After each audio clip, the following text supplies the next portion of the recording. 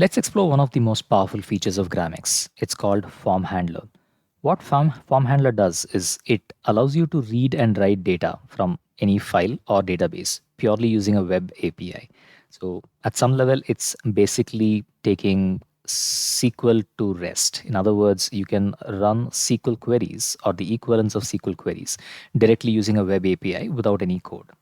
And what I'm going to do is show you how you can do that from, well, let's start with files. So I'm going to create a new project on the Gramex IDE. I'm going to call it Form Handler and click on Create Project. That's created a new Form Handler project that I'm going to enable and edit. Now in this project, what we'll do is take a data set. I've got a small data set prepared for us. It's a song data set. This data set has, yeah, there we go, a column called category, which is the category of the product that this company is selling, and they're all songs. The country in which it's sold, the channel through which it's sold, which could be direct channel or through stores or through partners, the genre of the song, and what was the sales in dollars this month, or hundreds of dollars this month, or millions of dollars this month, and the sales the previous month for the same segment. Now, given this data, what we want to do is expose this as a web API. So to do that, I'm going to, well, firstly minimize the pages section so that we can see the microservices and add a new microservice called Form Handler. This can be exposed at any endpoint. So I'm going to call it, let's say, data.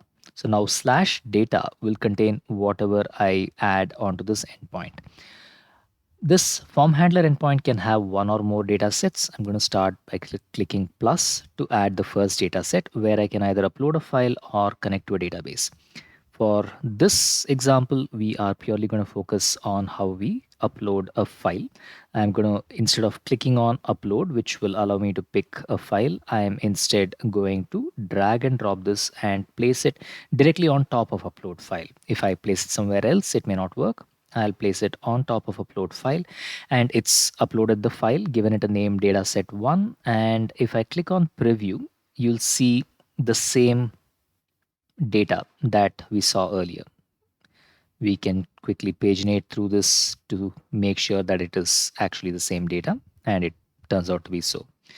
Now, there are a set of other parameters that we can specify, such as transforms, but I'm not going to go into those. I'm also not going to talk about the auth and headers. We'll just click on submit. Now that's added the endpoint form handler.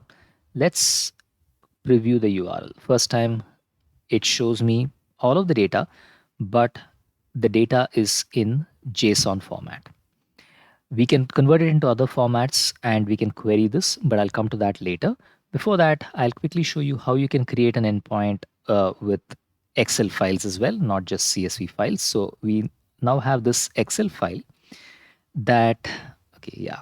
Now this Excel file contains two sheets, one called data, which is the same data that we saw earlier, and another sheet called meta, which has a description of the columns.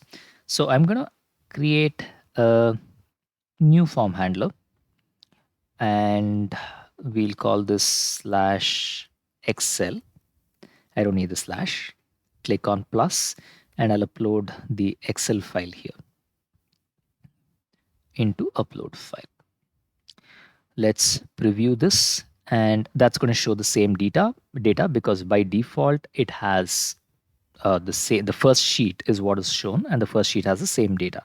But it does allow me to show the sheet name, to specify the sheet name and the cell range, which is something we'll come to later. Let's click on submit and see if this actually works. When I click on preview URL, it says import error, missing optional dependency OpenPyXL. In this version of the IDE, OpenPyXL is not installed and is an optional dependency for Excel files. It's pretty simple to install it. You click on editor, go to code editor. That opens up Visual Studio Code, from where you can start the terminal by typing terminal and then selecting create new terminal. The shortcut key for that is Control Shift backtick, but I'll just click on create new terminal. And out here, we can run pip. I'll make that a bit bigger so you can see it. Pip install. And okay, I was going to paste it, but looks like pasting from the clipboard didn't work. So I'm going to just type openpyxl, openpyxl. That's installed openpyxl. Now let's go back to /xl, reload, and we get the same result. So you can use Excel files as well. Now, another thing about this is that let's go back to the editor and see what are the other configurations that we can add. You'll notice that the gramex.yaml file has the code generated from the UI. So we uploaded a CSV file and that's created a section here. We upload an Excel file that's created a section here that says at this URL, this file is being exposed as an API. Some of the parameters that we can pass to an Excel file are sheet name. Which sheet do we want to expose? So if I specify out here as a keyword argument, sheet name meta, then instead of the default data, it will actually expose the meta sheet, which has this data has retail sales data for a media company and so on, which is what you saw in the meta sheet for this file. I can also specify a certain range. Now we can view this in different formats, which I'll explain in more detail shortly. But if I see this as HTML, it shows this data has retail sales data for a media company, which is exactly what we have here.